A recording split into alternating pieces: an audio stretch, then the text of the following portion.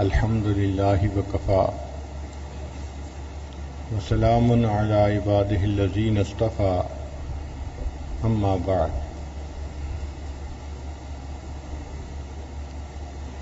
سورہ کہف 15ویں پارے کے آخر کی بڑی سورت ہے۔ اس کے بارے میں احادیث میں بڑے فضائل ہیں۔ نبی علیہ الصلوۃ والسلام نے ارشاد فرمایا کہ جس بندے کو سورہ کہف کی پہلی آیتیں یا آخری آیتیں یاد ہوں گی، اللہ تعالیٰ اس بندے کو دجال کے فتنے سے بچائیں گے۔ اور دجال کے فتنے کے بارے میں اللہ نے فرمایا کہ آدم علیہ الصلوۃ والسلام سے لے کر قیامت تک کوئی بڑا فتنہ ایسا نہیں جو دجال سے زیادہ بڑا ہو۔ دجال کا فتنہ سب سے زیادہ بڑا، اس لیے کہ وہ انسانوں کے ایمان کو خراب کرے گا، اور ایمان کا خراب ہو جانا، ایمان سے محروم ہو جانا، اس سے اور بڑا فتنہ کوئی نہیں ہو سکتا۔ حق اور باطل کی ایک جنگ ہے جو شروع سے چل رہی ہے۔ ابلیس لعین نے حضرت آدم علیہ السلام کو سجدہ کرنے سے انکار کیا، اور اس وقت سے وہ پھر اولاد آدم کے پیچھے پڑا ہوا ہے۔ ستیزہ کار رہا ہے ازل سے تا امروز، چراغ مصطفی سے شرار وہ لہبی۔ ایک طرف حق کی بات ہے جس کو چراغ مصطفی کہتے ہیں، اور ایک طرف باطل ہے جو چراغ وہ لہبی کی مانند ہے، اور یہ حق اور باطل کا مارکا پوری زندگی چلتا رہے گا۔ ہر بندے کے جسم میں حق اور باطل کا مارکا ہے۔ ضمیر اس کو نیکی کی طرف بلاتا ہے، نفس اور شیطان اس کو برائی کی دعوت دیتا ہے۔ ہر بندے کے اپنے من میں یہ جنگ چل رہی ہوتی ہے، نوجوان ہو تو، بوڑھا ہو تو، مرد ہو یا عورت ہو، ہر بندے کے اندر ہر وقت یہ ایک سلسلہ چل رہا ہے۔ ضمیر ملامت کرتا ہے کہ برا کام مت کرو، نفس اور شیطان برائی کو زیب و زینت کے ساتھ پیش کرتے ہیں اور بندے کو برائی کی طرف راغب کرتے ہیں۔ یہ ہمارے برے ساتھی ہیں۔ اللہ تعالیٰ فرماتے ہیں وَقَيَّدْنَا لَهُمْ قُرَنَاءَ فَزَيَّنُوا لَهُم مَّا بَيْنَ أَيْدِيهِمْ وَمَا خَلْفَهُمْ۔ یہ برے ساتھی ہیں، شیطان اور نفس، جو بندے کو برائی کی دعوت دیتے ہیں۔ اور ضمیر یہ ہمارا اچھا ساتھی ہے، جو ہمارے اندر اللہ نے خیر رکھ دی ہے، جو ہمیں نیکی کی طرف بلاتی ہے، جو برا کام کرنے پہ انسان کو شرمندہ کرتی ہے۔ اب یہ حق و باطل کی جنگ چلتی رہی۔ اس دنیا کا تماشا ختم ہونے سے پہلے اس جنگ کا ایک بڑا مارکا ہوگا۔ جیسے کشتیوں کے مقابلے ہوتے ہیں تو جو آخر پہ کشتی ہوتی ہے وہ بڑے پہلوانوں کی ہوتی ہے، نمایاں پہلوان، نامی گرامی پہلوان۔ تو اسی طرح یہ حق اور باطل کی جنگ چلتی رہی حتیٰ کہ قرب قیامت میں جا کے ایک بڑا مارکا ہوگا۔ اس مارکے میں ایک طرف اللہ نے ایک نبی علیہ الصلوۃ والسلام کو پسند فرمایا جو عیسیٰ علیہ الصلوۃ والسلام تھے۔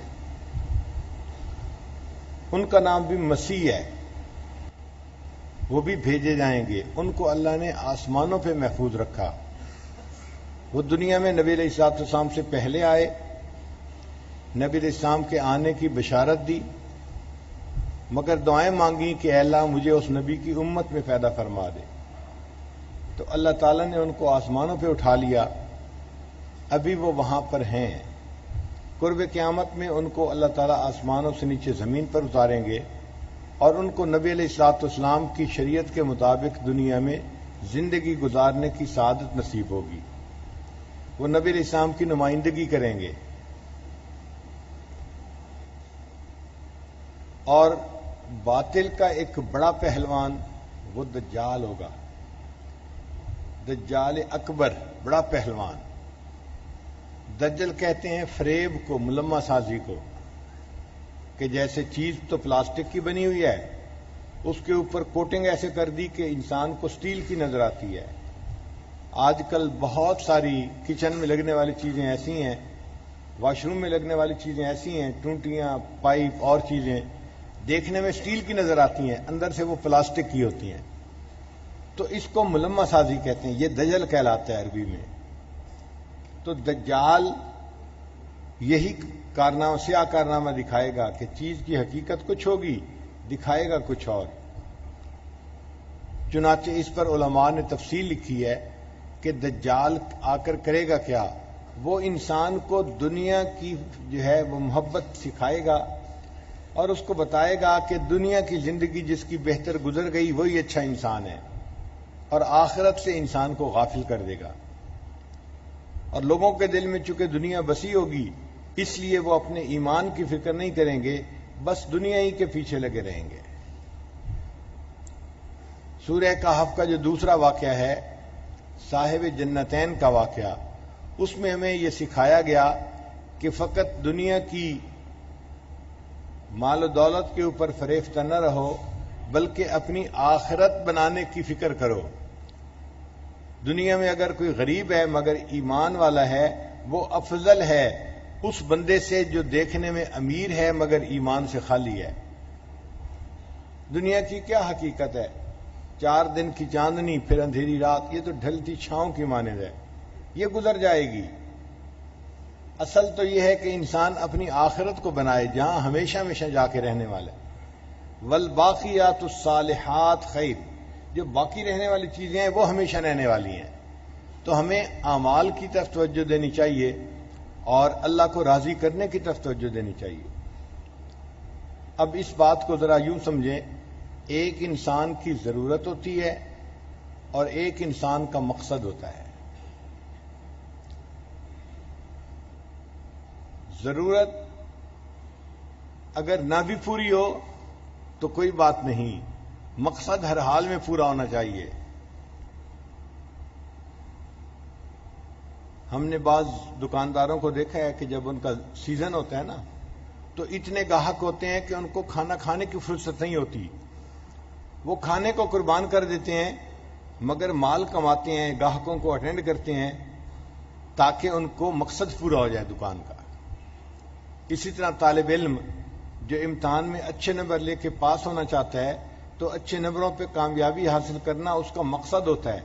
جب امتحان قریب ہوتے ہیں وہ اپنا کھانا پینا بھی کم کر دیتا ہے، دوستوں سے ملنا تو بالکل بند کر دیتا ہے، اور رات کی نیند بھی قربان کر دیتا ہے، ساری رات جاگ کے پڑھتا ہے۔ اس نے اپنی ضرورتوں کو قربان کر دیا اپنے مقصد کی خاطر۔ تو اچھا انسان وہ ہے جو ضرورتوں کو آگے پیچھے کر لے مگر مقصد کو ہر حال میں پورا کرے، اور جو مقصد کو بھول جائے اور ضرورتوں کے پیچھے لگا رہے وہ اچھا انسان نہیں ہوتا۔ جب کوئی چیز مقصد کو پورا کرنا چھوڑ دیتی ہے تو مالک کی نظر میں بے قیمت ہو جاتی ہے۔ اب اس کی 1-2 مثالیں سن لیجئے۔ آپ گھر کے اندر ایک بلب لے کے آئے کہ اس کو لگانا ہے، جب لے کے آئے تو آپ نے اپنی بیوی کو کہا کہ اس بلب کو ذرا دھیان سے رکھو، کہیں بچے اس کو ہاتھ نہ لگائیں، توڑ نہ دیں۔ اس نے وہ بلب لے کے میز کے اوپر رکھ دیا۔ آپ کمرے سے ذرا باہر آئے تو آپ نے دیکھا کہ آپ کا اپنا چھوٹا بیٹا اس بلب کو ڈبے سے نکال کے دیکھ رہا ہے۔ اب آپ بیوی سے ناراض ہوتے ہیں، میں نے آپ کو کہا تھا کہ اس کو ذرا سنبھال کے رکھنا، آپ نے پھر اسے میز پر رکھ دیا۔ بچے نے اگر بلب کو توڑ دیا نقصان ہو جائے گا، بچے کو بھی ڈانٹ پڑ رہی ہے، بیوی کو بھی ڈانٹ پڑ رہی ہے۔ کیوں؟ بلب مقصد کو پورا کرتا ہے۔ پھر بیوی نے کہا کہ اچھا آپ اس کو بدل کیوں نہیں دیتے؟ تو آپ بدلنے لگے بلب کو، پرانا اتار کے نیا لگانا ہے، اور نیا بلب لگاتے ہی فیوز ہو گیا۔ جب فیوز ہو گیا تو آپ نے اس کو اٹھا کے خود ڈسٹ بن میں پھینک دیا۔ بھئی ابھی تو اس بلب کی وجہ سے آپ بیوی کو ڈانٹ رہے تھے، بچے کو ڈانٹ رہے تھے۔ جی ہاں، اس وقت وہ بلب مقصد کو پورا کرتا تھا۔ اب اس نے فیوز ہو گیا، مقصد کو پورا کرنا چھوڑ دیا، اب اس کی کوئی قدر و قیمت نہیں، اب اس کو اٹھا کے پھینک دیا گیا کوڑے کرکٹ کے ڈھیر میں۔ یہ دستور ہے. آپ نے گھر کے اندر گلاب کے پھول کا پودا لگایا، اب اس پر خوبصورت 3-4 پھول لگ گئے. آپ بیوی کو کہتے ہیں اس کے پھول بچوں کو توڑنے نہ دینا، مہمان آئیں گے اور ان پھولوں کو دیکھیں گے تو خوش ہوں گے، اور اس کے پانی کا بھی خیال رکھنا. اب اگر کسی دن پودے کو پانی نہ ملے تو بیوی سے ناراض، اگر اس کا پھول بچے توڑ لیں تو بیوی سے ناراض. خیال کیوں نہیں رکھا؟ اس لیے کہ وہ پودا اپنے مقصد کو پورا کرتا ہے. اللہ کی شان دیکھیں، کسی وجہ سے اس کو بیماری آ گئی، پودے کو ایک بیماری ہوتی ہے روٹ راٹ، اس کی جڑیں خراب ہو جاتی ہیں تو پورا پودا ہی خشک ہو جاتا ہے لکڑی کی طرح. اب تھوڑے دنوں بعد وہ پودا لکڑی کی طرح خشک ہو گیا، پھول بھی مرجھا کر گر گئے اور خود بھی سبز کی بجائے بالکل خشک ہو گیا. تو جب آپ نے دیکھا کہ یہ پودا مر گیا ہے، آپ نے اس پودے کو اکھاڑا اور اکھاڑ کے باہر پھینک دیا. یہ وہی پودا تھا جس کے پھول کو ٹچ کرنے کے لیے بچے کو اجازت نہیں تھی. بیوی کو ڈانٹ پڑتی تھی کہ پھول کو کوئی نہ توڑے، ہاتھ نہ لگائے. پھول دیکھنے کے لیے ہوتے ہیں، توڑنے کے لیے نہیں ہوتے. توڑنے سے پھر دوبارہ تو وہ پھول نظر نہیں آتا، تو مہمان کیسے دیکھیں گے؟ اس کا مطلب یہ کہ جب کوئی چیز مقصد کو پورا کرتی ہے تو مالک کی نظر میں اس کی قیمت ہوتی ہے. جب مقصد کو پورا کرنا چھوڑ دیتی ہے وہ مالک کی نظر میں بے قیمت ہو جایا کرتی ہے. آپ نے گھر کے اندر ایک گائے پالی ہوئی ہے، وہ جانور ہے، آپ انسان ہیں، آپ اس کو چارہ ڈالتے ہیں، اس کو پانی پلاتے ہیں، اس کو کبھی باہر باندھتے ہیں، کبھی کمرے کے اندر باندھتے ہیں، اس کا خیال رکھتے ہیں. دیکھنے میں وہ جانور ہے اور آپ انسان ہیں، اشرف المخلوقات ہیں، مگر آپ اس کی خدمت میں لگے ہوئے ہیں. کیوں؟ دودھ دیتی ہے، مقصد پورا کرتی ہے. اس کے دودھ سے دودھ دہی ہوتی ہے، گھر میں فائدہ ہوتا ہے. فرض کرو کہ وہ گائے بیمار ہو جائے اور دودھ دینا بند کر دے، تو اب آپ اس کو گھر میں نہیں رکھتے. کیا کرتے ہیں؟ کسی کسائی کو بلاتے ہیں اور اس کسائی کے ہاتھ اس گائے کو بیچ دیتے ہیں. جو گائے دودھ نہ دیتی ہو تو کسائی بھی اس کو پالتا نہیں ہے، بلکہ وہ اس کے گلے پہ چھری چلاتا ہے اور اس کا گوشت بنا کے وہ چفلی کباب والوں کے حوالے کر دیتا ہے. یہ جتنے بڑے جانور ہیں نا، یہ جب دودھ دینا بند کر دیتے ہیں تو یہ سب کے سب پشاور جاتے ہیں اور وہاں جا کے اس کا چفلی کباب بنتا ہے اور ہم خود بھی بڑے مزے سے کھاتے ہیں. وہ جانور جس کی خدمت میں ہم لگے ہوئے تھے، اس کو نہلاتے تھے، اس کو اندر باہر باندھتے تھے، اس کا گوبر صاف کرتے تھے، اب اس جانور کے گلے پہ چھری چل رہی ہے. کیوں؟ پہلے مقصد کو پورا کرتا تھا، اب مقصد کو پورا کرنا بند کر دیا، اس لیے اب اس کی وہ قیمت نہیں رہی جو پہلے تھی. تو یہ دستور ہے، کوئی بھی چیز مقصد کو پورا کرے تو وہ قیمتی ہوتی ہے، جب مقصد کو پورا کرنا چھوڑ دے تو مالک کی نظر میں بے قیمت ہو جاتی ہے. یہ بات سمجھ آ گئی؟ جب یہ بات ذہن میں بیٹھ گئی تو ایک اور بات سمجھ لیں کہ جب کوئی چیز بے قیمت ہوتی ہے پھر اس کے ساتھ جو مرضی ہوتا پھرے، بندے کو پرواہ نہیں ہوتی، اس لیے کہ وہ بے قیمت چیز جو ہے. آپ دیکھیں ایک جگہ ایکسیڈنٹ ہوتا ہے، 2 بندے فوت ہو جاتے ہیں، اخبار میں بڑی خبر لگتی ہے، آج فلاں جگہ پر بس کا ایکسیڈنٹ ہوا اور 2 آدمی فوت ہو گئے. اس لیے کہ آدمی کی قیمت ہوتی ہے، 2 بندوں کا فوت ہونا ایک بڑی خبر بن جاتی ہے. اور اگر کسی جگہ کوئی سپرے کر دے اور 1000 مچھر مر جائے، کبھی اخبار میں خبر آئی کہ فلاں جگہ پر 10,000 مچھر مر گئے، فلاں جگہ پر 50,000 مکھیاں مر گئیں. مکھی مچھر کی خبر ہم نے زندگی میں کبھی نہیں پڑھی، اس لیے کہ انسان کی نظر میں ان کی کوئی قیمت نہیں ہے. وہ لاکھوں بھی مر جائیں تو ہمیں اس کی پرواہ نہیں ہوتی. تو بے قیمت چیز لاکھوں میں مر گئی، پرواہ نہیں، جس کی قیمت تھی 2 مر گئے تو خبر اخبار میں آ گئی. اسی طرح جب تک ہم اپنے مقصد کو پورا کرتے رہیں گے اللہ کی نظر میں ہماری قیمت ہوگی. ہمیں کوئی پریشانی ہوگی، تکلیف ہوگی تو اللہ ہماری مدد کریں گے، اللہ ہماری حفاظت کریں گے، اللہ خیال رکھیں گے. اور جب ہم مقصد کو پورا کرنا چھوڑ دیں گے تو ہم اللہ کی نظر میں بے قیمت ہو جائیں گے. پھر ہمارے ساتھ جو مرضی ہوتا رہے، اللہ کو اس کی کوئی پرواہ نہیں ہوگی.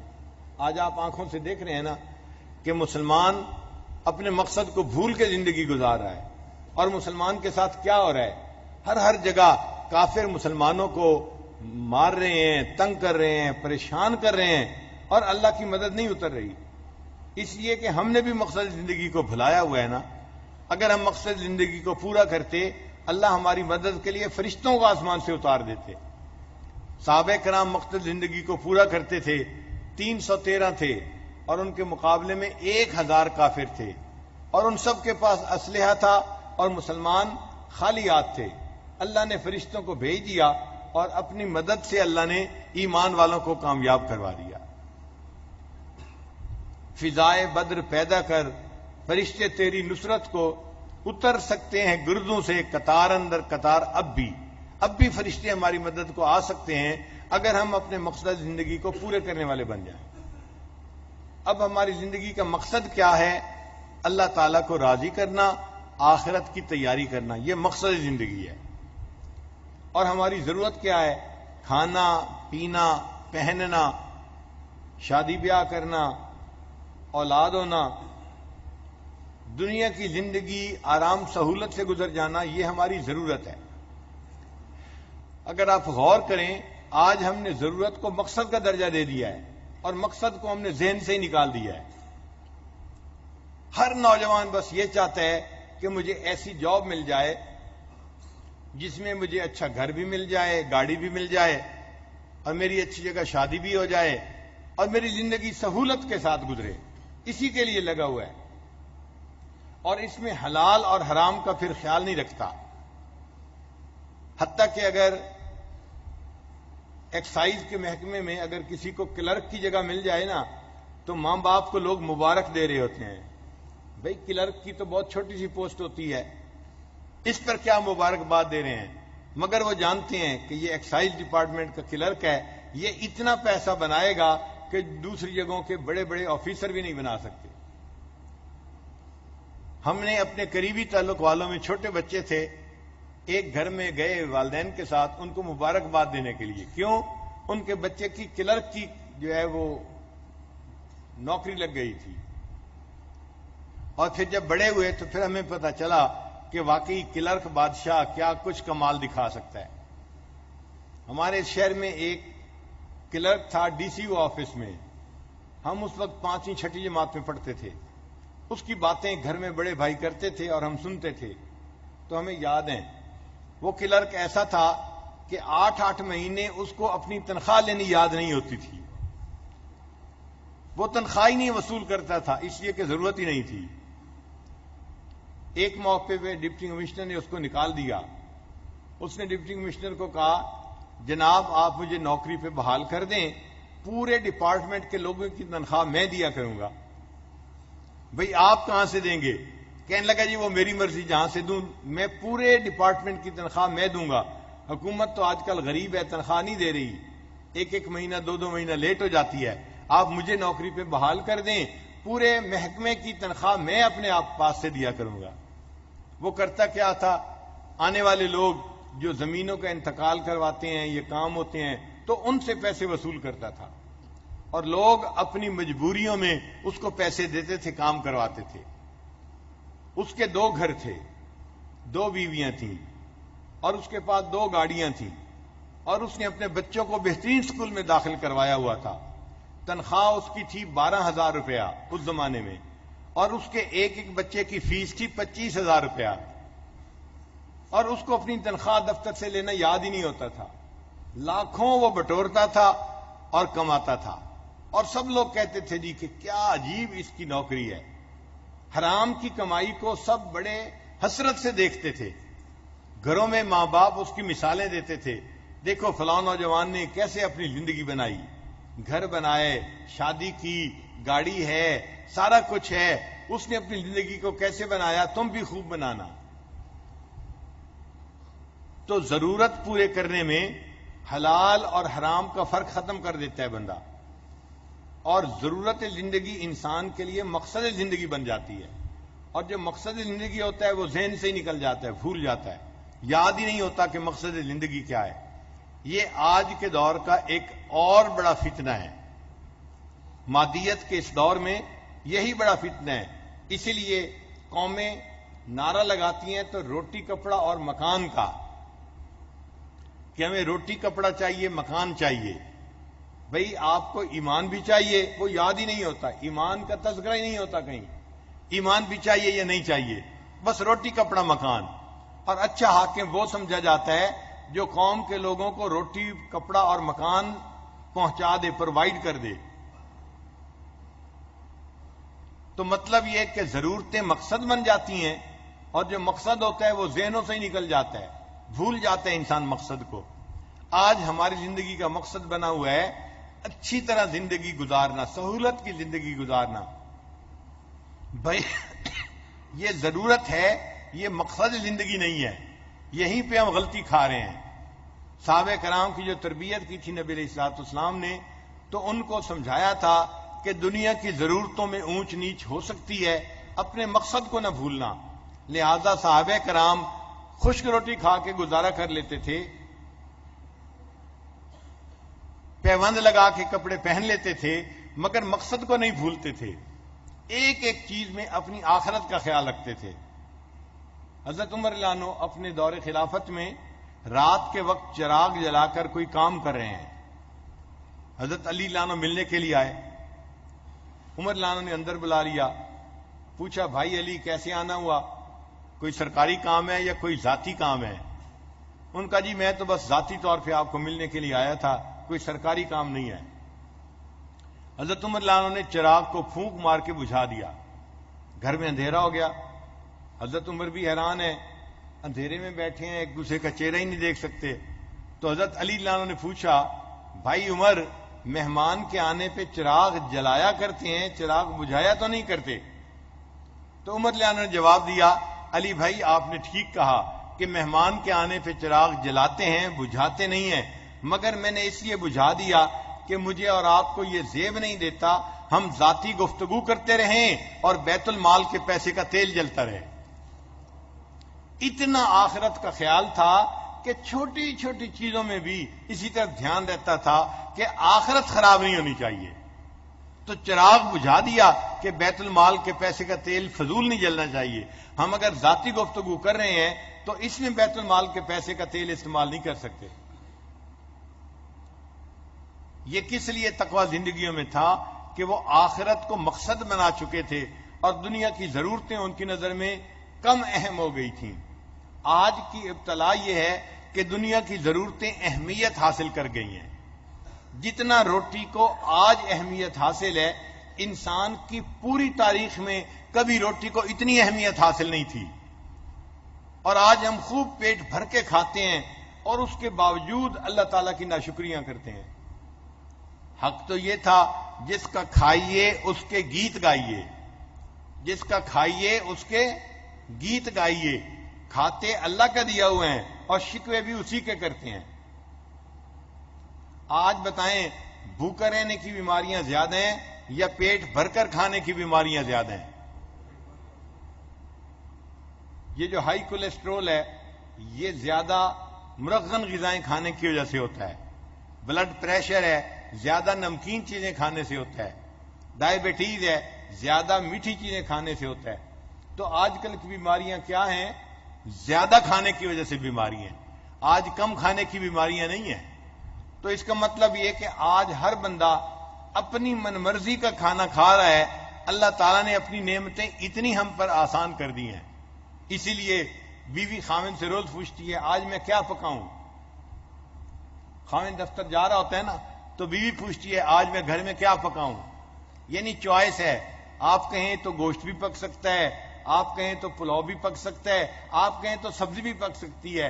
جو آپ چاہیں گے میں وہ پکاؤں گی. تو ہم تو اپنی چوائس کا کھانا کھانے والے لوگ ہیں. اور کئی لوگ تو ایسے ہیں ان کے دسترخوان پر 3-3 4 قسم کے کھانے ہوتے ہیں.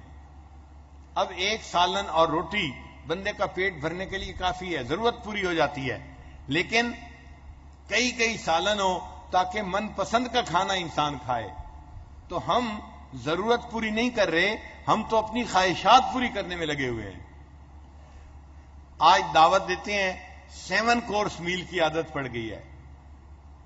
7 کورس میل کیا ہوتا ہے؟ پہلے سوپ لایا جاتا ہے، پھر ان کے بعد ان کے لیے کوئی اور ایپیٹائزر لایا جاتا ہے، پھر اخیر پہ کھانا لاتے ہیں، پھر کھانے کے بعد پھر چائے ہوتی ہے. ٹوٹل ملا کے یہ 7 چیزیں بن جاتی ہیں. تو 7 کورس میل کے کھانے آج ہم کھاتے ہیں اور اس کو ہم نے اپنی ضرورت سمجھ لیا ہے.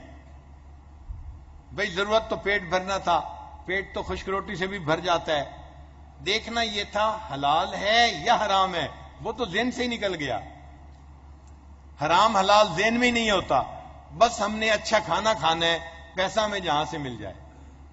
یہی وبال ہے اور یہی آج کے دور کا فتنہ ہے کہ انسان ضرورت کو مقصد بنا چکا اور اپنے مقصد کو اس نے بھلا دیا ہے۔ اور ہمیں ہر وقت ذہن میں یہ بات رہتی ہے بس ہم خوش رہیں، پریشانی کوئی نہیں ہونی چاہیے۔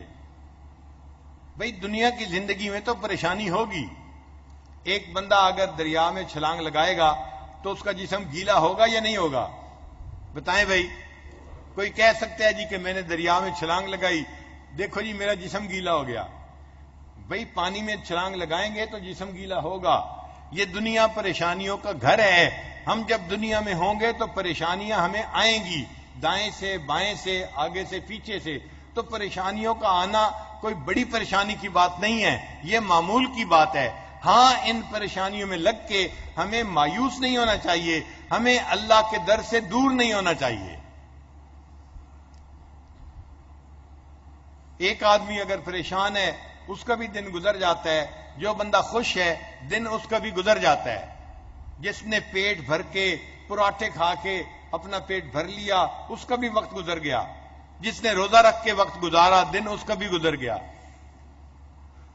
تو خوشی اور غمی میں دن گزر جاتے ہیں نا، پیٹ بھر کے اور پیٹ خالی دن گزر جاتے ہیں نا، لیکن دیکھنا یہ تھا کس نے شریعت کے مطابق دن گزارا اور کس نے گناہوں میں دن گزارا، اس طرف ہمارا دھیان ہی نہیں جاتا۔ ایک ہی کام سب کو کرنا ہے، ایک ہی کام سب کو کرنا ہے، یعنی جینا ہے اور مرنا ہے۔ ایک ہی کام سب کو کرنا ہے یعنی جینا ہے اور مرنا ہے۔ رہ گئی بات رنج و راحت کی، یہ فقط وقت کا گزرنا ہے۔ یہ جو ہم کہتے ہیں نا رنج ہے یا راحت ہے، یہ صرف وقت کے گزرنے والی بات ہے، وقت گزر رہا ہوتا ہے۔ تو ہم رنج میں ہوں یا راحت میں ہوں، نظر میں یہ رہے ہم اللہ کو راضی کر رہے ہیں یا نہیں کر رہے، یہ مقصد ہے ہمارا۔ اور اگر مقصد کو بھول بیٹھے تو بس ہماری زندگی کی ضرورتیں کوئی حیثیت نہیں رکھتی۔ مقصد کو ہر وقت یاد رکھنا چاہیے۔ اس لیے سورہ کہف کے واقعے میں یہ بتایا گیا کہ دنیا کی زندگی تو بارش کے پانی کی مانند ہے، یہ ایک دن ختم ہو جائے گی اور تمہیں اللہ کے سامنے قیامت میں اپنے اعمال کا جواب دینا پڑے گا، لہذا تم اپنی آخرت کی تیاری کو زندگی کا مقصد بناؤ۔ یہ سبق ہمیں بار بار پڑھنے کی ضرورت ہے، ذہن میں اچھی طرح یاد کرنے کی ضرورت ہے۔ صحابہ کرام کی نظر میں دنیا کی زندگی بس ضرورتیں تھیں، وہ ضرورت کو ضرورت کے درجے میں پورا کر لیتے تھے۔ کئی ایسے بھی صحابی تھے کہ جو خشک روٹی سے بس گزارا کر لیتے تھے۔ ابو ہریرہ رضی اللہ عنہ فرماتے ہیں کہ میں ہر وقت نبی علیہ السلام کے پاس حدیث کا علم حاصل کرنے میں لگا رہتا تھا، اور چونکہ کوئی مزدوری نہیں کرتا تھا، کمانے کے لیے بازار نہیں جاتا تھا، تو میرے پاس کھانے پینے کو کچھ نہیں ہوتا تھا، اور میں اتنا بھوکا ہوتا تھا کہ مجھ سے کھڑا نہیں ہوا جاتا تھا، تو میں بھوک کی وجہ سے زمین پہ لیٹ جاتا تھا، اور کئی مرتبہ مجھے دورہ پڑ جاتا تھا۔ لوگ سمجھتے تھے یہ مرگی کا دورہ ہے، حتیٰ کہ وہ تو بھوک کی وجہ سے دورہ پڑا ہوتا تھا۔ آپ بتائیں انہوں نے کتنی بھوک برداشت کی ہوگی۔ خود اللہ کے پیارے حبیب صلی اللہ علیہ وسلم کی مبارک زندگی میں کئی مرتبہ ان کو بھوک برداشت کرنی پڑتی تھی۔ ایک مرتبہ نبی علیہ السلام کو بہت بھوک لگی ہوئی تھی، اللہ کے حبیب صلی اللہ علیہ وسلم گھر سے باہر نکلے، ابو بکر صدیق رضی اللہ عنہ سے ملاقات ہوئی۔ نبی علیہ السلام نے فرمایا کہ ابو بکر تم گھر سے کیوں باہر نکلے ہو؟ اے اللہ کے حبیب صلی اللہ علیہ وسلم بڑی بھوک لگی ہوئی ہے۔ عمر رضی اللہ عنہ سے ملاقات ہو گئی، عمر کیا کر رہے ہو بھائی؟ مجھے بہت بھوک لگی ہوئی ہے، کھانے کو گھر میں کچھ نہیں تھا، میں باہر نکل پڑا تھا۔ تینوں حضرات کو اتنی بھوک لگی ہوئی تھی۔ نبی علیہ الصلوۃ والسلام کے ایک غلام تھے، ایک صحابی تھے جو شہر سے تھوڑا باہر کی طرف تھے، ان کا کھجوروں کا باغ تھا، تو نبی علیہ السلام نے فرمایا چلو فلاں کے پاس چلتے ہیں۔ یہ تینوں حضرات ان کے پاس گئے۔ جب وہاں پہنچے تو ان کی بیوی نے بتایا کہ وہ تو شہر گئے ہوئے ہیں کسی کام کے لیے اور ابھی ان کے آنے کا وقت ہو گیا، آپ تینوں حضرات تشریف رکھیں، میرا خاوند ابھی آتے ہوں گے، میں اتنی دیر میں کچھ بنا لیتی ہوں۔ ابھی وہاں تینوں حضرات بیٹھے تھے کہ وہ صاحب خانہ آ گئے، دیکھ کر خوش ہو گئے، آج میرے گھر میں کیسے عزتوں والے مہمان تشریف لائے۔ وہ کہنے لگے اے اللہ کے وسلم آپ تشریف لائیے، میں ابھی درخت سے کھجوریں توڑ کے لاتا ہوں کہ آپ کھا سکیں۔ ان کا باغ تھا، وہ کچھ کھجوریں پکی توڑ کے لائے اور کچھ کھجوریں کچی توڑ کے لائے اور لا کے خوشے رکھ دیے۔ تو نبی علیہ الصلوۃ والسلام نے ان کو کھایا اور جو بھوک تھی وہ کچھ کم ہو گئی۔ اتنے میں اس صحابی نے ایک بکرے کو ذبح کیا تاکہ مہمانوں کے لیے گوشت بھونا جائے، تیار کیا جائے۔ ان کی بیوی نے سالن بنا دیا اور وہ صحابی بھنا ہوا گوشت نبی علیہ السلام کے سامنے لے کے آئے، اس نے لا کے رکھ دیا۔ جب نبی علیہ السلام کھانے لگے تو آپ صلی اللہ علیہ وسلم نے اس صحابی کو کہا کہ میں گوشت تو کھا رہا ہوں، مجھے نہیں پتا میری بیٹی فاطمہ الزہرا رضی اللہ تعالی عنہا اس کو کچھ کھانے کو ملا ہے یا نہیں ملا، تو آپ ایسا کریں کچھ گوشت ان کے پاس میری طرف سے ہدیہ اور تحفے کے لیے لے کے جائیں۔ تو نبی علیہ السلام نے اپنی بیٹی کو کچھ بھنا ہوا گوشت ہدیے کے طور پہ بھیجا تھا۔ اتنا بھی کھانے کو گھروں میں نہیں ہوتا تھا، بھوکے ہوتے تھے کئی وقت کے، اور کئی مرتبہ نبی علیہ السلام بھوکا ہوتے تھے اور سیدہ فاطمہ الزہرا رضی اللہ عنہا وہ نبی علیہ السلام کو آ کے ہدیہ تحفہ پیش کرتی تھی۔ حدیث پاک میں ہے سیدہ فاطمہ الزہرا رضی اللہ عنہا نے ایک دن 4 روٹیاں بنائیں، ایک روٹی اپنے لیے، ایک روٹی حضرت علی رضی اللہ عنہ کے لیے، ایک روٹی حضرت حسن کے لیے اور ایک حضرت حسین رضی اللہ عنہ کے لیے۔ جب 4 روٹیاں بنائیں تو تینوں مردوں نے 3 روٹیاں کھا لیں۔ سیدہ فاطمہ الزہرا رضی اللہ عنہا جب روٹی کھانے لگی ان کے ذہن میں خیال آیا پتہ نہیں ابا حضور نے کچھ کھایا یا نہیں کھایا۔ انہوں نے آدھی روٹی کھائی اور باقی آدھی روٹی اپنی چادر کے ایک کونے کے اندر باندھ لی، اور اس آدھی روٹی کو لے کے وہ نبی علیہ السلام کی خدمت میں حاضر ہوئیں۔ جب وہ گھر میں ملنے کے لیے آئیں، نبی علیہ السلام ان کا اٹھ کے استقبال فرماتے تھے۔ نبی علیہ السلام نے استقبال کیا، ان کو بٹھایا، پوچھا بیٹی کیسے آنا ہوا؟ ابا حضور میں آپ کے لیے یہ آدھی روٹی ہدیہ لے کے آئی ہوں، آدھی میں نے کھائی ہے اور اپنے حصے کی باقی آدھی میں آپ کے لیے لے کے آئی ہوں۔ نبی علیہ السلام نے اس آدھی روٹی کو لے لیا اور اس کا لقمہ منہ میں ڈالا اور فرمایا فاطمہ قسم ہے اس ذات کی جس کے قبضے میں میری جان ہے، آج تیسرا دن ہوا میں نے کچھ نہیں کھایا، 3 دن سے کوئی لقمہ میرے منہ میں نہیں گیا، میں 3 دن کے بعد آج کھا رہا ہوں۔ تو اللہ کے حبیب صلی اللہ علیہ وسلم 3 دن کے بعد کھانا کھا رہے ہیں، اور اللہ کے حبیب صلی اللہ علیہ وسلم کی بیٹی وہ بھی بھوکی ہیں اور نبی علیہ السلام ان کو اس طرح سے ہدیہ بھیج رہے ہیں۔ تو بھوک میں گزارا کر لیتے تھے، کھانا نہیں ہوتا تھا گزارا کرتے تھے، مگر مقصد زندگی سب کو یاد تھا، سب اپنے مقصد کو پورا کر رہے تھے۔ حضرت عمر رضی اللہ عنہ خشک گوشت کھا کے وقت گزارا کرتے تھے، تو روٹی کو اتنی اہمیت کبھی حاصل نہیں تھی تاریخ انسانیت میں جتنی اہمیت آج حاصل ہو گئی ہے۔ اور یہ کفار کی چال ہے کہ لوگوں کی نظر میں روٹی کو اتنا اہم بنا دو، یہ مقصد کو بھول کے بس کھانے پینے کے اندر لگ جائیں، اور ہم لگے ہوئے ہیں اور ضرورت کے مطابق نہیں کھاتے، عادتاً زیادہ کھاتے ہیں۔ انسان کی ضرورت بہت تھوڑی ہوتی ہے۔ ڈاکٹروں نے لکھا ہے کوئی بندہ 1 کھجور اگر کھا لے تو 1 کھجور کے اندر اتنی نیوٹریشن ہوتی ہے کہ بھوک کی وجہ سے اس بندے کو 3 دن تک موت نہیں آ سکتی۔ اگر 1 کھجور کی وجہ سے 3 دن تک موت نہیں آ سکتی تو ہم تو پھر روزانہ بہت کھاتے ہیں اور عادتاً کھاتے ہیں۔ ہم اپنا کھانا آدھا بھی کر دیں تو کوئی حرج نہیں، ہمارا گزارا پھر بھی ہوگا، بلکہ ہماری صحت بہتر ہو جائے گی، وزن گھٹ جائے گا اور ہم اچھی طرح کام کرنے کے قابل ہو جائیں گے۔ مگر ایک عادت بن گئی ہے پیٹ بھر کے کھانا، اور کھانے کا طریقہ کیا ہے؟ اتنا کھاتے ہیں کہ پھر دسترخوان سے اٹھنا مشکل ہو جاتا ہے۔ ایک شاعر نے شعر کہا، گو ہاتھ میں جنبش نہیں آنکھوں میں تو دم ہے، کہ میں نے اتنا کھایا پیا اب میرے ہاتھ بھی نہیں ہل سکتے، لیکن کھانا پڑا ہوا ہے۔ تو بیوی دسترخوان سمیٹنے لگی تو کہنے لگا گو ہاتھ میں جنبش نہیں، آنکھوں میں تو دم ہے، رہنے دو ابھی ساغر و مینا میرے آگے. ابھی یہ پلاؤ کی پلیٹ پڑی رہے، میں دیکھتا تو رہوں نا اس کو.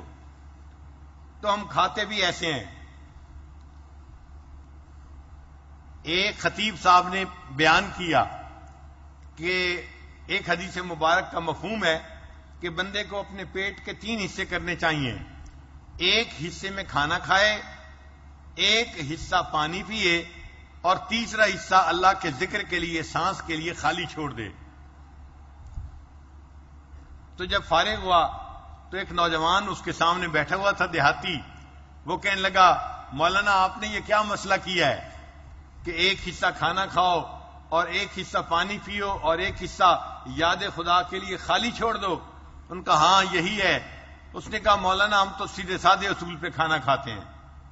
اس نے کہا تمہارا سیدھا سادہ اصول کیا ہے کہ مولانا جتنی پیٹ میں جگہ ہوتی ہے اتنا تو ہم روٹی کھا لیتے ہیں، اور جو پانی ہوتا ہے وہ جو درمیان میں تھوڑی تھوڑے سوراخ درزیں ہوتی ہیں ان میں سے اندر چلا جاتا ہے. رہ گئی بات سانس کی، مرضی ہے آئے مرضی آئے نہ آئے. تو آج ہم بھی سیدھے سادے اصول کے مطابق کھانا کھاتے ہیں. پیٹ بھر کے کھانا کھا لیتے ہیں، جو کچھ جگہ بچ جاتی ہے اس کو پانی بھر دیتا ہے، اور پھر ہمارے لیے اٹھنا مشکل ہو جاتا ہے. پیٹ پہ ہاتھ رکھ کے کہتے ہیں آج ہم نے زیادہ کھا لیا.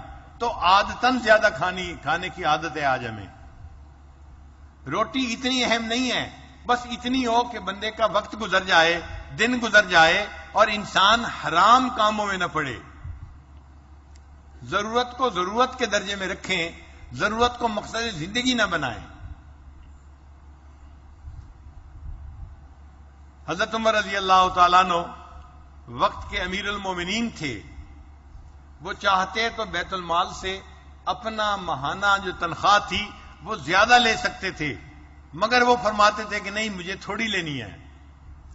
ایک مرتبہ صحابہ کرام آپس میں بیٹھے اور گفتگو ہوئی، اور سب نے کہا یار امیر المومنین کی جو تنخواہ ہے نا وہ بہت تھوڑی ہے، ان کو کہنا چاہیے کہ وہ ذرا زیادہ لے لیں. لیکن کہے کون؟ سب ڈرتے تھے کہ جو کہے گا آپ اپنی تنخواہ بڑھا لیں اس کو وہ درے لگائیں گے. اب میں تو نہیں کہہ سکتا، اس نے کہا میں بھی نہیں کہہ سکتا، تیسرے نے کہا میں بھی نہیں کہہ سکتا. آج ہمیں جو تنخواہ بڑھنے کی خبر لائے وہ خوشخبری ہوتی ہے. ہمارا دل چاہتا ہے کہ اس بندے کو انعام دیں کہ اس نے ہمیں تنخواہ بڑھنے کی خبر سنائی. اور عمر لانو کا حال یہ کہ ان کی تنخواہ میں اضافے کی خبر ان سے کوئی کہنا ہی نہیں چاہتا، ڈرتا ہے. حضرت علی لانو بھی اس میں شریک ہیں. پھر سب نے سوچا ہم تو بات کر نہیں سکتے، کسی ایسے بندے کو کہیں جو بات کر سکے. تو حضرت علی لانو نے مشورہ دیا کہ عمر لانو کی بیٹی سیدہ حفصہ رضی اللہ تعالیٰ عنہ وہ ان کی بیٹی بھی ہیں اور امت کی ماں بھی ہیں، امہات المومنین میں سے بھی ہیں. ان کا بڑا مقام ہے، احترام ہے، ماں کا درجہ ہے. ہم ان کی خدمت میں حاضر ہوتے ہیں اور ان سے کہتے ہیں کہ وہ اپنے والد کو یہ مشورہ دیں. وہ اگر بات کریں گی تو حضرت عمر لانو ان سے ناراض نہیں ہوں گے، ان کو سزا نہیں دیں گے. چنانچہ ان صحابہ نے ام المومنین حفصہ رضی اللہ عنہ کو کہا کہ جی ان کی تنخواہ تھوڑی ہے، آپ ان کو کہیں کہ اپنی تنخواہ میں تھوڑا سا خود ہی اضافہ کر لیں، مگر کچھ بڑھانی ضروری ہے. ایک موقع پہ ام المومنین حفصہ رضی اللہ عنہ نے اپنے والد سے کہا ابا جان صحابہ کرام کا یہ مشورہ ہے، آپ اپنا بیت المال سے جو روزینہ ہے وہ بڑھا کیوں نہیں لیتے؟ حضرت عمر نے کوشچن پوچھا بتا تجھے یہ بات کی کس نے؟ ان کا جی میں نام نہیں بتاؤں گی ان لوگوں سے، وہ بہت آپ سے ڈرتے ہیں. کہنے لگے ہاں اگر تم مجھے نام بتاتی میں اتنے درے لگاتا کہ ان لوگوں کو تکلیف پہنچتی. وہ ہوتے کون ہیں مجھے یہ مشورہ دینے والے کہ میں تنخواہ اپنی بڑھا لوں؟ پھر عمر لانو نے کوشچن پوچھا کہ حفصہ تم نے نبی علیہ السلام کے ساتھ زندگی گزاری ہے، ان کی بیوی رہی ہو، بتاؤ نبی علیہ السلام کی زندگی کیسے تھی؟ ان کا نبی علیہ السلام کی زندگی بہت سادہ تھی، بس پیوند لگا کپڑا پہن لیتے تھے. ایک جوڑا تھا گیرو رنگ کا، وہ ذرا نیا اور اچھا تھا، تو نبی علیہ السلام اس کو اس دن پہنتے تھے جب کوئی باہر سے وفد آیا کرتا تھا، اس دن پہنا کرتے تھے، ورنہ تو عام پیوند والا لباس پہن لیا کرتے تھے. اور کپڑا ہوتا تھا اسی کو دھوتے تھے، جب وہ پھٹ نہیں جاتا تھا تب تک اس کو بدلتے نہیں تھے۔ اچھا بستر کیسا تھا کہ بستر جو تھا وہ کھجور کے پتوں کا ایک بنا ہوا تکیہ تھا، وہ نبی علیہ السلام سر کے نیچے رکھا کرتے تھے۔ کھجور کے پتوں کا تکیہ کتنا سخت ہوگا، وہ نبی علیہ السلام کا تکیہ تھا۔ اور ایک کمبل تھا، نبی علیہ السلام سردیوں میں آدھا نیچے بچھا لیتے تھے اور آدھا اوپر بچھا لیتے تھے۔ جب گرمیاں آتی تھیں تو 4 کونا کر کے اس کو نیچے بچھا لیا کرتے تھے، اوپر کی ضرورت نہیں ہوتی تھی گرمیوں میں۔ اسی میں نبی علیہ السلام نے زندگی گزار دی۔ اچھا نبی علیہ السلام کا کھانا پینا کیسے تھا؟ کہنے لگی کہ کبھی ملتا تھا کھا لیتے تھے، اللہ کا شکر ادا کرتے تھے، ورنہ بھوکے رہتے تھے۔ اور نبی علیہ السلام کی نبوت کی زندگی میں جب سے نبوت کا دعویٰ فرمایا، پوری زندگی میں 3 دن ایسے نہیں گزرے کہ تینوں دن نبی علیہ السلام نے پیٹ بھر کر کھانا کھایا ہو۔ اگر ایک دن پیٹ بھر کے کھانا کھایا تو دوسرے دن فاقہ آ گیا، اگر 2 دن کھایا تو تیسرے دن فاقہ آ گیا۔ 3 دن متواتر نہیں گزرے جس میں اللہ کے حبیب صلی اللہ علیہ وسلم نے پیٹ بھر کے کھانا کھایا ہو۔ ایک دن فاقہ ہوتا تھا، ایک دن کھانا ہوتا تھا، اور نبی علیہ السلام اس پہ اللہ کا شکر ادا کرتے تھے۔ اور ایک دفعہ میں نے روٹیاں بنائیں تو گھی کے ڈبے میں گھی ختم ہو گیا تھا، جو باقی بچ گیا تھا نا اس کو گھی کی تلچھٹ کہتے ہیں۔ میں نے اس گھی کی تلچھٹ کو اس روٹی کے اوپر لگا دیا اور اس کو چپڑ دیا تو وہ پراٹھا بن گیا۔ تو نبی علیہ السلام خود بھی خوش ہو کے اس کو کھا رہے تھے اور دوسروں کو بھی کھانے کے لیے دے رہے تھے، جیسے کوئی بڑی نعمت ہاتھ میں آ گئی ہو۔ تو عمر رضی اللہ عنہ نے فرمایا کہ حفصہ، جب نبی علیہ السلام کا لباس ایسا تھا، کھانا ایسا تھا، بستر ایسا تھا، تو نبی علیہ السلام نے زندگی گزارنے کا ایک طریقہ کار متعین کر دیا۔ اگر اس پر ہم چلیں گے تو کامیاب ہوں گے، اگر اس سے ہٹیں گے تو ہم ناکام ہوں گے۔ حفصہ، میرے سے پہلے 2 حضرات تھے، نبی علیہ السلام چلے اپنی منزل پر اور انہوں نے مقصد کو پورا کر لیا، اپنی منزل پہ پہنچ گئے۔ پھر عمر رضی اللہ عنہ نے زندگی کا معاملہ شروع کیا، وہ اپنی منزل کی طرف چلے، انہوں نے بھی اپنی منزل کو پا لیا، مقصد کو پورا کر دیا۔ حفصہ، اگر میں منزل کی طرف جا رہا ہوں، میں نے اگر اس مقصد کو پورا نہ کیا تو میں منزل پہ نہیں پہنچ سکوں گا اور مجھے آخرت میں ان کا ساتھ نصیب نہیں ہوگا۔ اس لیے میں اپنے دنیا کے مال پیسے کو نہیں بڑھانا چاہتا۔ میں جس حال میں زندگی گزار رہا ہوں، ایک عام غریب مسلمان والی زندگی، میں اسی حال میں زندگی گزارنا پسند کروں گا۔ تو صحابہ کرام کے ضرورتوں کے پورا کرنے کا یہ حال تھا۔ ہم تو ساری زندگی اللہ کا شکر ادا کرتے رہیں، اللہ کا شکر ادا نہیں کر سکتے کہ اللہ تعالیٰ نے ہمیں اتنے وسائل دیے ہیں جو ہماری ضرورتوں سے کتنے زیادہ ہیں۔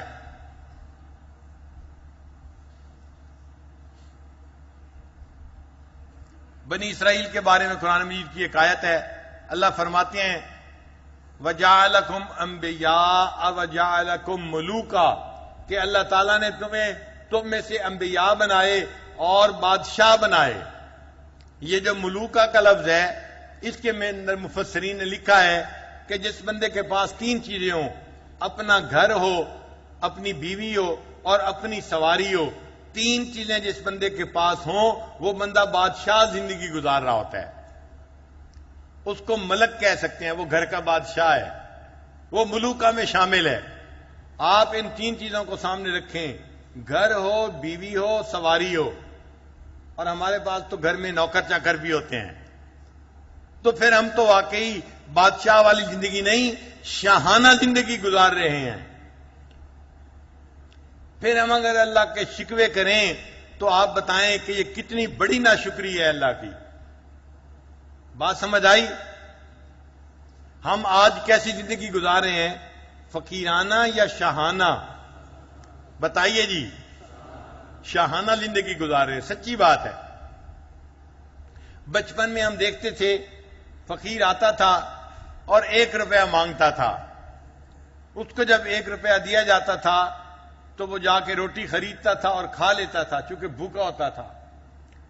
پھر ایک وقت آیا کہ فقیر 5 روپے مانگتا تھا۔ جب اس سے پوچھتے تھے کہ 5 روپے کیوں مانگتے ہو، روٹی تو 1 روپے کی آتی ہے، وہ کہتا ہے روٹی تو میں نے کھائی ہوئی ہے، میں نے سگریٹ پینی ہے، اس لیے میں 5 روپے مانگ رہا ہوں۔ پھر آج ایک ایسا زمانہ آیا کہ آج کا فقیر نہ روپیہ مانگتا ہے نہ 5 روپے مانگتا ہے، 50 روپے کا سوال کرتا ہے، مجھے جی 50 روپیہ دے دیں۔ بھئی آپ نے روٹی کھانی ہے؟ جی روٹی تو میں نے کھائی ہوئی ہے۔ بھئی آپ نے سگریٹ پینی ہے؟ سگریٹ تو میں نے پی ہوئی ہے۔ آپ کو 50 روپیہ کیوں چاہیے؟ جی میرے فون کے اندر بیلنس ختم ہو گیا ہے۔ یہ آج کا فقیر ہے۔ تو آج کا فقیر بھی 50 روپے اپنے بیلوڈ سے بات کرنے کے لیے مانگتا ہے، اس کو روٹی کی ضرورت نہیں ہے۔ اللہ نے اتنا کھانا دیا اس امت کو کہ آج امت کے جو غریب لوگ ہیں وہ بھی دن میں 3 وقت یا 2 وقت کا کھانا ضرور کھا لیتے ہیں۔ ایسا گھر نظر نہیں آتا کہ جن میں صبح و شام آگ نہ جلے اور کھانا نہ پکے، لیکن اس کے باوجود ہم شکوے کرتے ہیں ہم غریب ہیں، ہمارے پاس تو کچھ نہیں ہے۔ بھئی روٹی کو ضرورت کے درجے میں ہم رکھیں، مقصد کے درجے میں نہ لے کے آئیں۔ مقصد کو بھول جانا اور ضرورت کو مقصد بنا لینا یہ بہت بڑا دھوکہ ہے، یہ دجل ہے، یہ فریب ہے، اور ہم اس فریب کے اندر آج مبتلا ہو چکے ہیں۔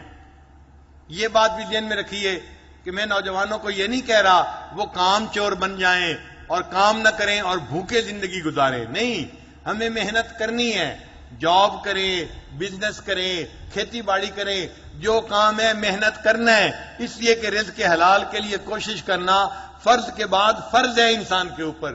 اس فریضے کو پورا کرنے کے لیے محنت کرنی ہے، مگر محنت کرتے ہوئے حلال حرام کا خیال رکھنا ہے۔ جو حلال ملے گا اسی پر قناعت کر لینی ہے، اور جو حرام ہوگا اس کو ہم نے انکار کر دینا ہے۔ اگر حلال حرام کی تمیز آ گئی ہماری زندگی کا مقصد پورا ہو جائے گا، اور اگر یہ تمیز ختم ہو گئی ہم اپنی زندگی میں ناکام ہو جائیں گے۔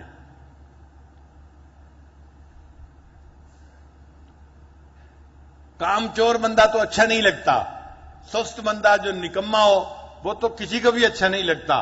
اور الحمدللہ میں نے اپنی پوری زندگی میں اپنی جوانی میں ان لوگوں کو دوست بنایا جو فرسٹ ڈویژن حاصل کرنے والے دوست تھے۔ میں نے اپنی پوری زندگی میں 2nd ڈویژن اور 3rd ڈویژن والے بچوں کو کبھی دوست نہیں بنایا کہ یہ نالائق لڑکے ہیں، میں ان کو دوست نہیں بناتا۔ مجھے بڑے بھائی نے یہ بات بتائی تھی کہ میرے بھائی تم زندگی بھر اس کا خیال رکھنا، نالائق لڑکوں سے دوستی لگاؤ گے خود بھی نالائق بن جاؤ گے، لائق لڑکوں سے دوستی لگاؤ گے تو خود بھی لائق بنو گے۔ چنانچہ میں نے پوری زندگی کسی نالائق لڑکے سے دوستی نہیں لگائی، اور مجھے فرسٹ آنے والے بچے اچھے لگتے ہیں، جو مدرسے میں فرسٹ آئیں، جو پورے ملک میں پوزیشن لیں۔ کل حضرت شیخ الحدیث صاحب ایک بچے کو میرے پاس لائے، اور وہ ہمارے ادارے کا بچہ پورے ملک میں وفاق میں اس نے 3rd پوزیشن حاصل کی۔ مجھے اتنی خوشی ہوئی کہ میں نے مٹھائی منگائی اور میں نے اپنے ہاتھ سے اس بچے کے منہ میں ڈالی۔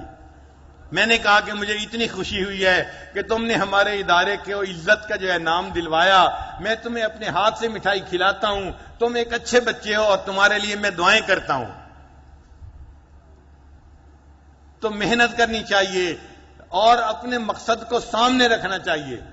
مقصد کو بھول جانا اور فقط ضرورتوں کے لیے دن رات لگے رہنا اور کہنا جی کہ مجھے تو نماز کی بھی فرصت نہیں ملتی، یہ زندگی کا بہت بڑا دھوکہ ہے۔ آج کتنے دفتر والے لوگ ہیں جو 5 نمازیں نہیں پڑھتے، کتنے کاروباری لوگ ہیں جو 5 نمازیں نہیں پڑھتے۔ کسی سے سروزہ مانگ کے دیکھیں کیا جواب ملے گا؟ اور جی فرصت ہی نہیں میرے پاس، میں کہاں سے وقت لاؤں؟ بھئی آپ لگے ہوئے کس وقت میں ہیں، کس کام میں ہے؟ جی دکان میں لگا ہوں، میں جاب میں لگا ہوں، میں زراعت میں لگا ہوں، اور 3 دن نکالنے مشکل ہیں۔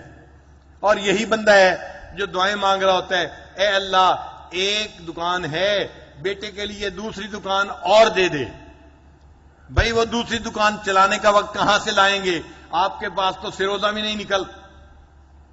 کہتے ہیں فکر نہ کریں، دکان چلانے کے لیے میں وقت نکال لوں گا۔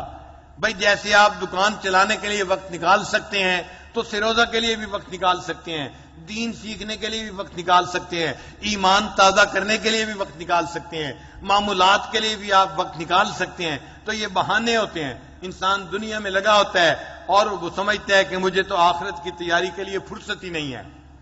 یہ صرف پرائیورٹی کی بات ہوتی ہے، جس چیز کو پرائیورٹی ہوتی ہے اس کے لیے وقت نکل آتا ہے۔ 15 منٹ کسی سے فون پہ بات کرنا یہ کوئی مسئلہ نہیں ہوتا. جب کوئی کال کرے ہم 15 منٹ بات کر لیتے ہیں. 15 منٹ مراقبہ کرنا مسئلہ بن جاتا ہے، اس لیے کہ پرائیورٹی دل میں نہیں ہوتی. تو آج ہم اپنی پرائیورٹیز کو فکس کریں، ضرورت کو ضرورت کے درجے میں لائیں اور مقصد کو مقصد کے درجے میں لائیں.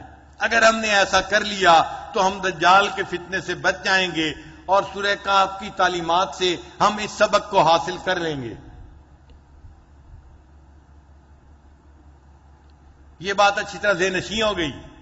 اب ایک آخری واقعہ سنا کے میں بات کو مکمل کرتا ہوں کہ صحابہ کرام کے ذہن میں مقصد کی کیا اہمیت تھی اور ان کی زندگیوں میں ضرورت کی کیا اہمیت تھی.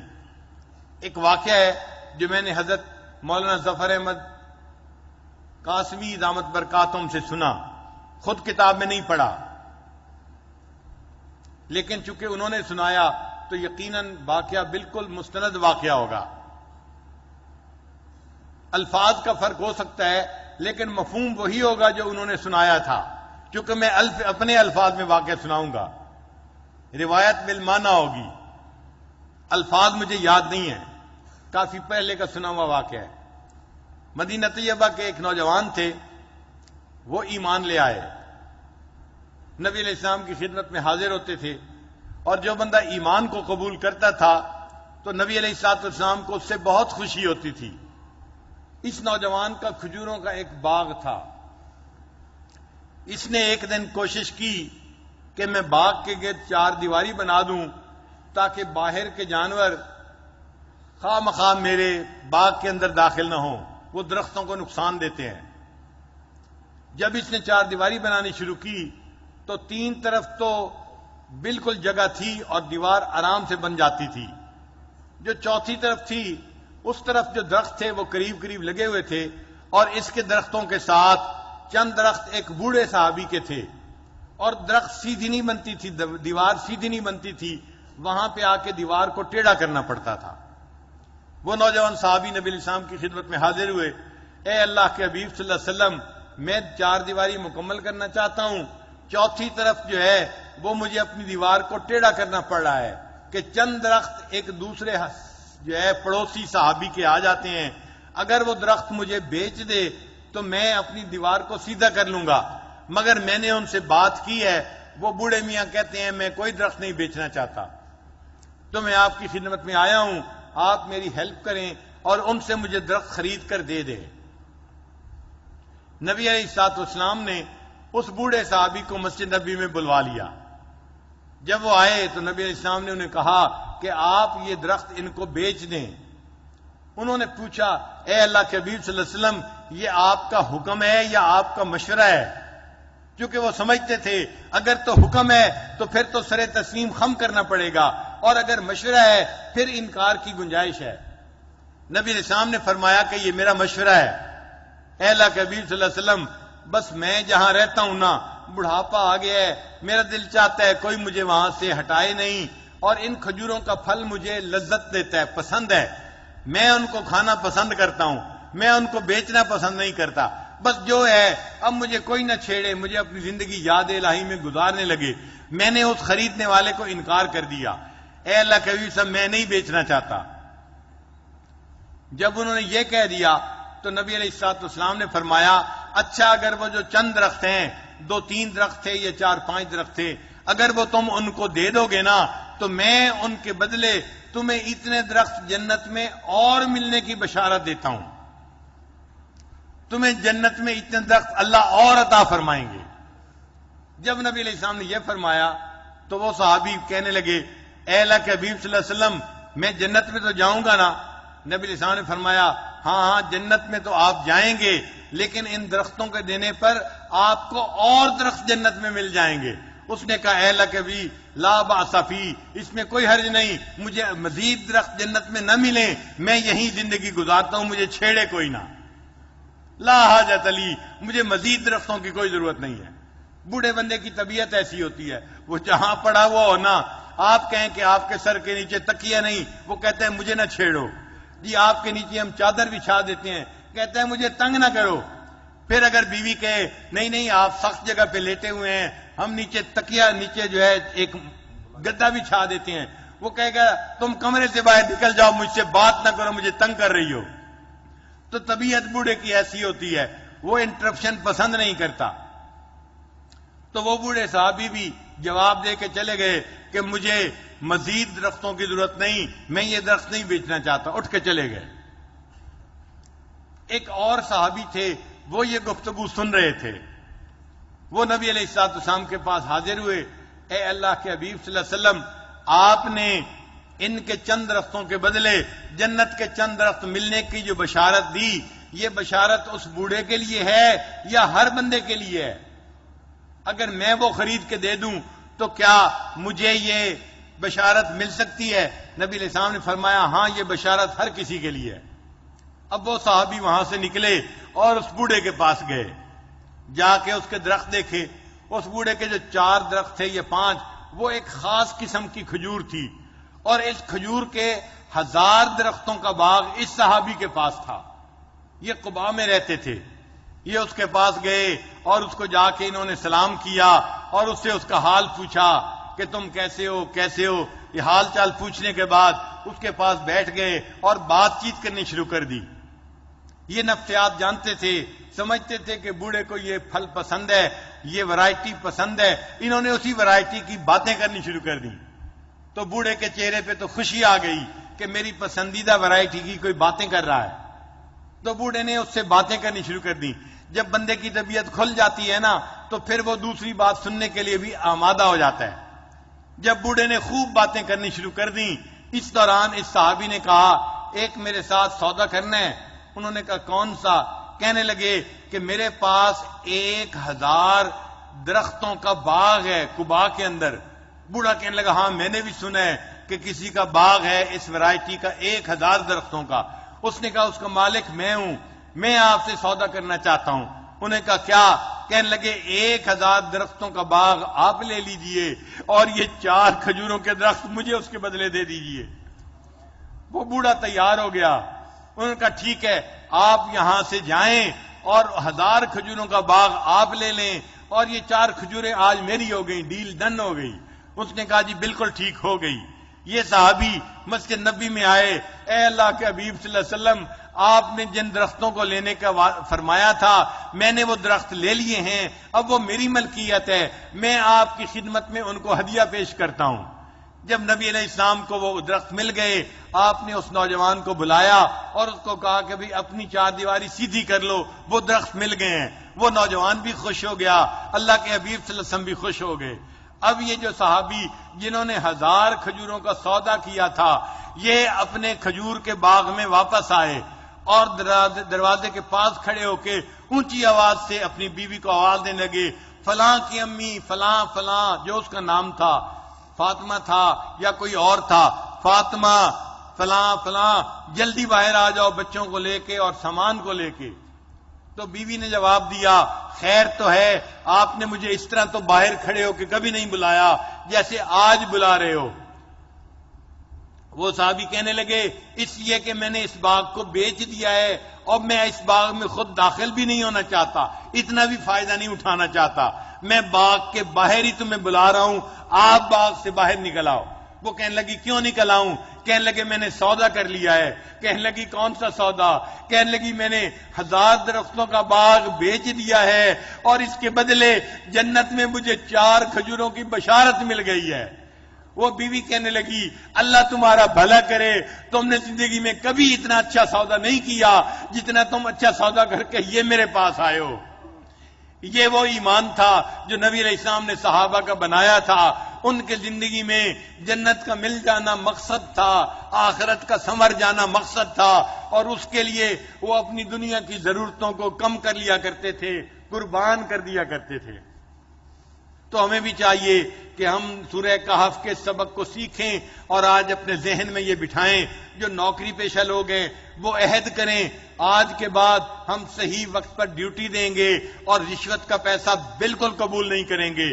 جو دکاندار ہیں وہ ملاوٹ سے توبہ کریں، جھوٹ سے توبہ کریں، یا اجتماعی مال میں جو کمی بیشی ہوتی ہے اس سے توبہ کریں اور ارادہ کریں ہم آج کے بعد فقط حلال کھائیں گے، آدھی روٹی ملے، چند لقمے ملے، یا ہمیں اگر فاقے کے ساتھ وقت گزارنا پڑا، ہم اس فاقے کو ترجیح دیں گے، لیکن حلال حرام کے مال کو ہم ہاتھ بھی نہیں لگائیں گے۔ کیوں جی؟ یہ وعدہ کرتے ہیں؟ آپ ذرا آج ہاتھ کھڑے کر کے دکھائیے۔ اللہ تعالیٰ آپ سب حضرات کو رزق حلال وسعت والا نصیب فرمائے۔ وآخر دعوانا ان الحمد للہ رب العالمین۔ تھوڑی دیر کے لیے مراقبہ کر لیجئے، آنکھوں کو بند کر لیجئے، سر کو جھکا لیجئے، دنیا اور جو کچھ دنیا میں ہے اس سے ہٹ کٹ کے اللہ کی یاد میں ڈوب جائیے۔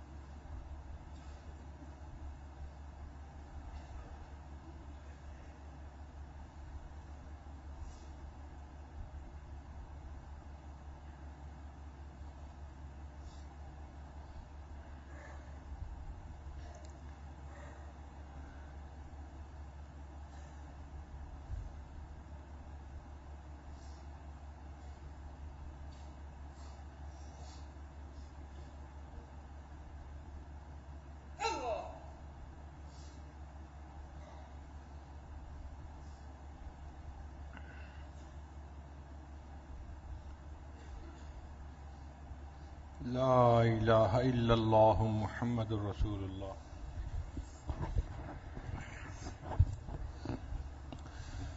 الحمد لله رب العالمين والعاقبة للمتقين والصلاة والسلام على رسوله محمد وآله وأصحابه أجمعين۔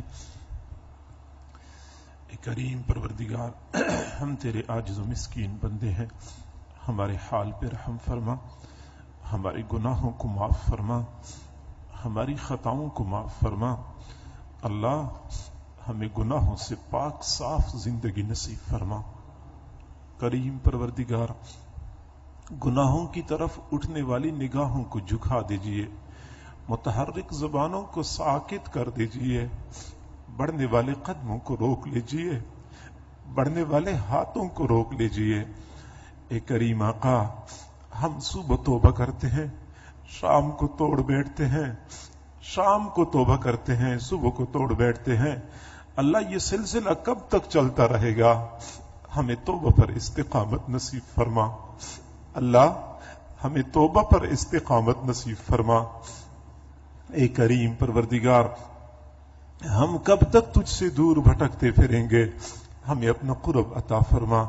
اللہ عرصہ گزر گیا تجھے منانے کے لیے، تجھے پانے کے لیے ہم کوششیں کر رہے ہیں، لیکن اللہ ہم ایک قدم آگے بڑھاتے ہیں، شیطان ہمیں 2 قدم پیچھے دھکیلتا ہے۔ اللہ شیطان ظالم نے ہمیں تھکا دیا ہے۔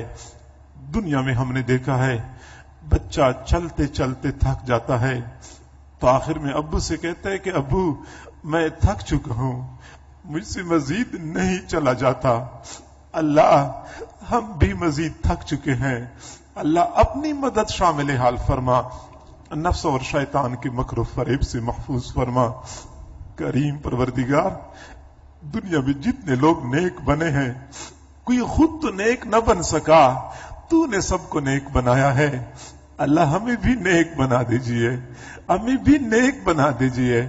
اللہ دنیا داری کے زمانے میں بندہ اتنا ہی کر سکتا ہے کہ اپنے گھر کو چھوڑ کے، گھر کی سہولیات کو چھوڑ کے نیکوں کی صحبت اختیار کر لیتا ہے۔ اللہ ہم سے تو اتنا ہی ہو سکتا ہے، آگے اللہ نیک بنانا تو تیرا کام ہے، ہمیں محروم نہ لوٹا، اللہ ہمیں محروم نہ لوٹا۔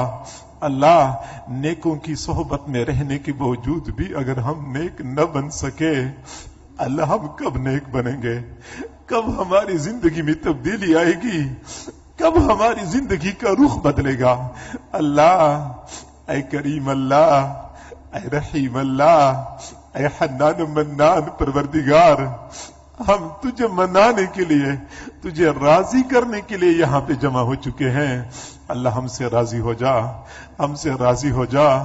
اے کریم پروردگار، ناراضگی ختم فرما دیجئے۔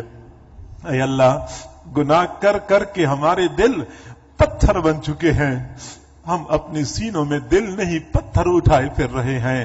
اللہ ہمارے پتھر دلوں کو نرما دیجئے، زنگ آلود دلوں کو چمکا دیجئے، ٹھنڈے دلوں کو اپنی محبت کی حرارت سے گرما دیجئے۔ اللہ اپنی محبت کا ایک قطرہ ہمارے دلوں میں بھی ڈال دیجئے۔ اللہ ہمیں اپنا دیوانہ بنا دیجئے، جسم کے بال بال، ہڈی ہڈی، ریشے ریشے سے اپنا ذکر جاری فرما۔ کریم پروردگار، اپنی محبت، اپنی معرفت نصیب فرما۔ اے کریم آقا، دنیا میں نیک لوگ گناہوں کی قبولیت کے لیے نیک اعمال کا واسطہ دیتے ہیں۔ اللہ ہمیں تو اپنی جھولیوں میں گناہوں کے سوا کچھ بھی نظر نہیں آ رہا۔ اللہ ویسے ہی ہمارے گناہ، ہماری توبہ کو قبول کر لیجئے، ہماری دعاؤں کو پورا کر لیجئے۔ کریم پروردگار، جتنے بھی حضرات موجود ہیں یا دور بیٹھے لوگ دعاؤں پر آمین کہہ رہے ہیں، اللہ سب پر ایک مرتبہ محبت کی نظر ڈال دیجئے۔ اللہ تیرا کچھ بھی کم نہیں ہوگا، ہمارا کام بن جائے گا۔ ہماری بگڑی بنا دیجئے اللہ، ہماری بگڑی بنا دیجئے، رحمت کی ایک نظر ڈال دیجئے اللہ، ہمیں اپنا بنا لیجئے۔ وہ رحمت کی نظر جو تو نے بشر حافی پر ڈالی تھی، وہ دنیا کے شراب خانے میں شراب کے نشے میں مست تھے، تیری رحمت کی نظر پڑ گئی، تو نے ان کو اپنا دیوانہ بنا دیا۔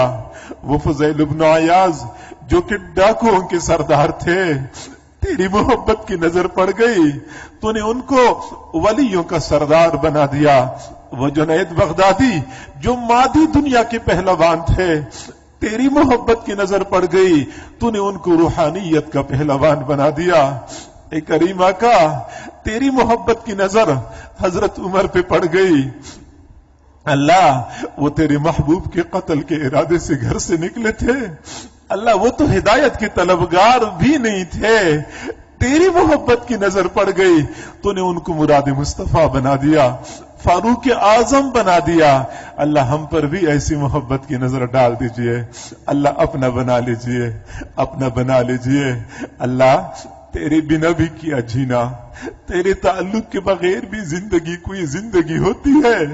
اللہ اپنا تعلق نصیب فرما. کریم پروردگار مزید تو ہماری پر طرز کھا لیجئے. اللہ وہ زبان ہم کہاں سے لائیں جس سے مانگی ہوئی دعائیں تو قبول کر لے. اللہ وہ انداز ہم کہاں سے سیکھ لیں جس پر تجھے ترس آ جائے. اللہ ہمیں نہیں مانگنا آتا, نئی طریقہ آتا, اسی طریقے سے مانگ رہے ہیں. اللہ عطا فرما دیجئے. کریمہ کا رحمتوں کے دروازے کھول دیجئے, خالی جھولیاں بھر دیجئے, اٹھے ہوئے ہاتھوں کی لاج رکھ لیجئے. کریمہ کا ہمیں اچھی طرح پتا ہے اس بڑے در سے اگر ہم خالی ہاتھ چلے گئے ہمیں کہیں سے بھی کچھ نہیں ملے گا. ٹھوکروں کے سوا ہمیں کچھ نہیں ملے گا, دھکوں کے سوا ہمیں کچھ نہیں ملے گا. اپنے در سے خالی ہاتھ نہ لوٹا. میرے اللہ, اے کریم اللہ, اے رحیم اللہ, اے حنان منان پروردگار, ہم گناہگار سیاکار سہی. مجمع میں کتنے ایسے حضرات موجود ہیں کلمہ پڑھتے پڑھتے اپنے بال سفید کر چکے ہیں. تیرے محبوب نے فرمایا ہے اللہ تعالیٰ کو سفید بالوں سے حیا آتی ہے. اللہ ہم تجھے سفید بالوں کا واسطہ دیتے ہیں. اللہ ہمارے حال پہ رحم فرما دیجئے. اللہ کتنے ایسے حضرات موجود ہیں جن کی زندگیاں قال اللہ اور قال الرسول میں گزر رہی ہے. اللہ یہ علماء طلباء تو وہ لوگ ہیں جن کے لیے سمندروں میں مچھلیاں بھی مغفرت کی دعائیں کرتی ہیں, جنگلوں میں چرند پرند بھی مغفرت کی دعائیں کرتے ہیں. اللہ یہ پرندے تو معصوم ہوتے ہیں, سوراخوں میں چینٹیاں بھی مغفرت کی دعائیں کرتی ہیں, چینٹیاں تو معصوم ہوتی ہیں. اللہ ہم ان معصوم مخلوق کی معصوم دعاؤں کا واسطہ دیتے ہیں. ہمارے حال پہ رحم فرما دیجئے. کریم پروردگار کوئی تجھ سے دنیا مانگتا ہوگا, کوئی تجھ سے کوٹھیاں مانگتا ہوگا. اللہ ہم تیری رضا کے طلبگار ہیں, تو ہم سے راضی ہو جا, تو ہم سے راضی ہو جا. اللہ اگر تو راضی ہو گیا ہمیں کچھ بھی نہ ملا پھر بھی ہمیں بہت کچھ مل گیا. اللہ اگر تو ناراض رہا ہمیں بہت کچھ مل جائے پھر بھی کچھ نہ ملا. رضا نصیب فرما دیجئے, رضا نصیب فرما دیجئے. کریم پروردگار ہمارا پڑھنا پڑھانا, دین کی کوششیں کرنا, اللہ یہ سب کچھ کس کام کا اگر تو ہم سے راضی نہ ہوا. رضا نصیب فرما دیجئے. تمام حضرات کی تمام نیک تمناؤں کو پورا فرما, سب کی پریشانیوں کو ختم فرما. اللہ ہمارے اہل و عیال, ہمارے پورے معاشرے, پورے ملک بلکہ پوری ملت اسلامیہ کے حال پہ رحم فرما, خیر کے فیصلے نازل فرما. ہماری ان دعاؤں کو اپنی رحمت سے قبول و منظور فرما. وصلی اللہ تعالی علی خیر خلقہ محمد وآلہ واصحابہ اجمعین برحمتک یا ارحم الراحمین.